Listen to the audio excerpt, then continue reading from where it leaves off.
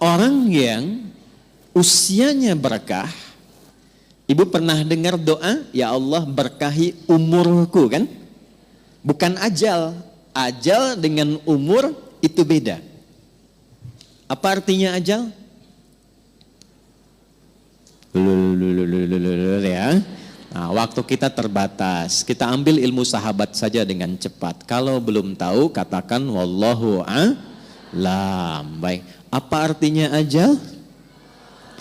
Ya. Mau dapat ajal? Pasti. Udah kenceng diralatnya? Pasti. Baik, pasti. Baik. Ajal itu pada mulanya, pada asalnya, itu yang kita sebut dengan usia. Batas kehidupan. Ajal itu batas kehidupan. Jadi usia itu kalau dibawa ke bahasa Qur'annya, atau bahkan bahasa Arab standar, itu asalnya namanya ajal. Setiap kita itu kan ada ajalnya. Ada batas usianya. Dalilnya coba diambil satu saja. Quran surah ke-7 ayat 34 misal. Ya, Quran surah ke-7 Al-A'raf ayat 34. Walikulli ummatin ajal. Fa idza jaa ajaluhum la yastakhiruna sa'atan wa la yastaqdimun. Setiap umat, bukan satu dua orang saja.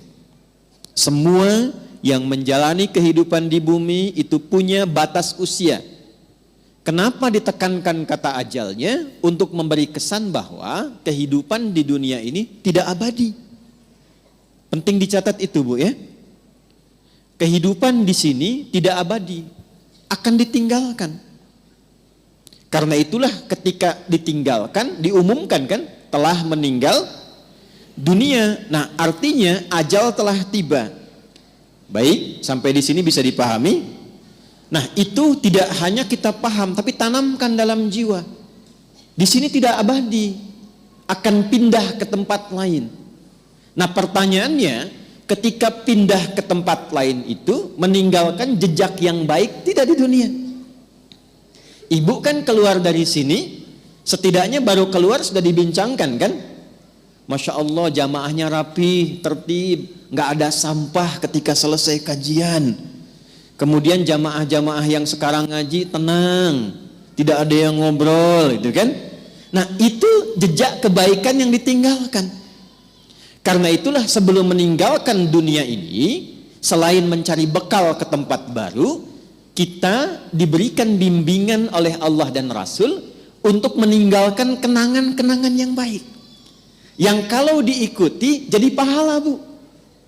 Jadi itulah indahnya dalam Islam. Datang baik-baik, pulang pun baik. Karena itu saat datang kan disambut senyuman kan? Ini kan kejadian luar biasa sebagai isyarat. Bayi lahir, bayinya nangis. Kok bisa orang yang menyambut senyum? Ya? Ada enggak ketika bayinya lahir misalnya yang lain, ada yang menertawakan, yang meledek, mencela, rata-rata senyum.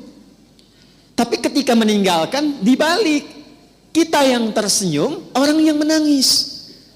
Kenapa? Karena kita bahagia meninggalkan jejak-jejak kebaikan, dan orang merasakan sedih karena kehilangan kebaikan itu yang dirasakan saat sedang dibersamai oleh orang baik itu. Nah, cara mengisi ajal supaya baik itu yang disebut dengan umur namanya. Jadi umur asalnya bukan usia artinya. Hanya diambil makna umum menjadi usia untuk memberikan kesan kepada kita. Selama menempuh usia itu isi dengan umur. Contoh begini. Ibu kalau ada yang tanya, umurnya berapa? Saya paham rata-rata 17 tahun ke atas. Ya, ada yang atas, kan? Ada yang atas, ada yang memang demikian. Tapi ketika kata umur itu muncul, itu maknanya 3. Nanti kita akan tarik ke kaidah dari Sayyidah Khadijah. 1, al-umur bimakna mengandung arti segala yang bermanfaat. Saya pakai kacamata nggak apa-apa Ibu ya. Ya, untuk jelas menulis. Biasanya saya kalau menghadap jamaah ibu-ibu saya lepas kacamata. Ya, walaupun saya sudah berdoa kepada Allah dan sudah menanamkan pada diri saya, hanya istri saya yang paling cantik. Itu sudah doa saya yang paling utama. Ini live nggak? Tenang bun ya, aman insya Allah. Iya. Dan saya memohon kepada Allah demikian, ya Allah, jadikan siapapun yang aku pandang tetap istriku yang paling mulia. Dan jangan pernah tanamkan pada jiwaku keberpalingan dari istriku dan ketertarikan selain apa yang istriku ridhai. Jadi ibu jangan berharap banyak kepada saya. Ya.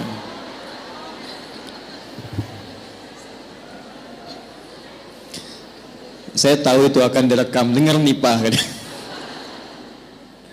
Lihat sini, balik sini. Oke. Sampai mana tadi kita itu umur? Insya Allah ingat. Segala yang bermanfaat. Ya. Baik. Ini saya buka kaidah umumnya dulu untuk menunjukkan kesan di akhir nanti betapa Sayyidah Khadijah memahami ini. Lalu kita tarik kemudian praktek dalam kehidupan beliau, poinnya apa, itu yang kita simpulkan nanti dan dibawa pulang. Singkatnya, selama hidup, kalau ingin dikenang, punya nilai kebaikan bahkan sampai masuk ke alam kuburnya, tapi nama dan kisahnya tetap harum, maka buatlah dan rencanakan semua aktivitas yang punya nilai manfaat. Melihatlah dengan yang baik saja. Bila yang dilihat tidak bermanfaat, tak harus dilihat. Berbicara yang mengandung manfaat. Bila yang akan disampaikan sekiranya tidak bermanfaat, bahkan cenderung menyakiti, maka abaikan. Sampai ke ujung kaki. Sayyidah Khadijah radhiyallahu taala anha, saat masih ingat kita bahas sebelum beliau menikah dengan Nabi, itu memegang teguh asas yang pertama ini. Tidak pernah bicara kecuali yang bermanfaat. Tidak pernah berkegiatan bahkan dengan kawan-kawannya kecuali yang mengandung manfaat. Bahkan beliau itu punya teman-teman untuk berkumpul, Bu. Punya kalangan berkumpul. Ya seperti para ibu lazimnya sekarang, pasti kan punya teman ya. Di pengajian, bertetangga, kadang-kadang kumpul untuk arisan, kadang-kadang kumpul untuk kegiatan tertentu. Sayyidah Khadijah punya. Tapi yang paling luar biasa, semua teman-teman Sayyidah Khadijah ini ketika berkumpul itu mendapatkan kemuliaan sifat dari beliau, sehingga viral di kalangan wanita-wanita Arab pada masa itu bahwa kalau ingin melihat perempuan yang bermanfaat, inilah lihat kelompoknya Sayyidah Khadijah. Dan jangan kira kita samakan dengan era sekarang, tidak. Ibu jangan lupa, dulu itu jahiliyah, di mana perempuan itu pada umumnya itu menampilkan dirinya supaya mendapatkan ketertarikan dari para lelaki. Disebut dengan tabarruj namanya. Kalau pakai emas itu nggak tanggung-tanggung. Misalnya 1,5 kilo tempel di kaki kanan dan kiri. Supaya kalau jalan bunyi cek gitu kan. Ada yang lihat. Pakai pakaian terbuka. Ya, jadi kalau dilihat kondisi sosial pada masa itu, secara antropologisnya, secara budayanya, itu rata-rata perempuan, mohon maaf sekali, memang sangat terbuka keadaannya dan kurang menjaga diri. Tapi kalau sudah melihat Sayyidah Khadijah dan teman-teman beliau, itu semua hormat.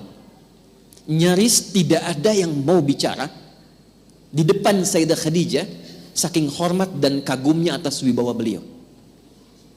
Ini semua diam. Dan saat ada orang yang usil pun pada Sayyidah Khadijah, itu teman-temannya, ini sebelum menikah dengan Nabi, itu teman-teman sekitarannya itu langsung melindunginya. Berbuat sesuatu yang Allah telah tetapkan itu, jika kita menjalaninya dengan istiqamah dan dilakukan karena Allah, maka Allah yang menggerakkan hamba sekitarannya untuk menjaga hamba dimaksud. Jadi kalau dari sekarang ibu menjadikan semua aktivitas usia itu untuk menaati Allah, ya tidak harus dalam konteks sholat saja. Bukan hanya sholat, bukan hanya baca Quran. Saya ingin mengisi sisa hidup saya untuk menaati Allah. Mulai sekarang saya akan gunakan pandangan pada yang Allah sukai saja. Saya akan gunakan pendengaran pada yang Allah sukai. Saya akan gunakan lisan pada yang Allah sukai. Kata Allah, jangan gibah. Saya tahan gibah. Saya tidak Ustaz. Bagus. Tidak seperti ibu itu tuh. Kalau bicara, masih berarti. Tahan. Tahan. Itu kalau bisa dilakukan, Allah balas, mengangkat wibawa ibu. Jadi dari segi umur, itu akan dikenang. Ini orangnya orang berwibawa, orang baik. Ibu kalau nggak percaya silahkan. Kalau melihat orang salih, solihat, malu kan kalau berkata kotor? Coba silahkan, mau berkata yang kurang baik, walaupun terbiasa bergaul di tempat yang kurang bagus, bertemu orang begini nggak mau mengeluarkan kata-kata kotor. Saya kalau ketemu preman bu, nggak pernah berkata-kata kotor pada saya. Assalamualaikum Ustaz, Assalamualaikum Pak Kiai, doakan ya. Padahal sebelum itu dengan kawannya, keluar, ragunan keluar, tuh kan? Bahasa-bahasa yang tidak normal keluar.